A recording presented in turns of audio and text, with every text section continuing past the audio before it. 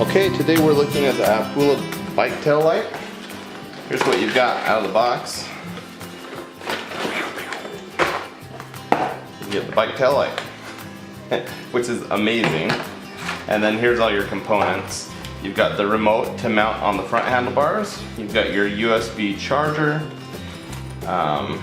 your twist ties to put it on, and then here's your bracket for the rear mount, and your instruction guide that will show you how to do it.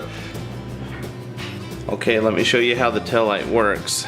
You just use the remote and you can just turn it on by holding the center piece down. Alright, so that's your standard light. It will just stay on like that as long as you hold it down. Now when you're riding, and I'll show you this in a minute when I have it mounted on the bike, this backlight is just your brake and it just intensifies the light. If you push down, you can't really see it there, but that gives you a laser line, so it shows kind of the lane and you can make it flash. If you're turning right, it'll just give you the right turn signal, left turn signal, and then if you hit on, stop. If you hit the middle, you can go through the different modes. So there's a flashing mode, off, and then back on.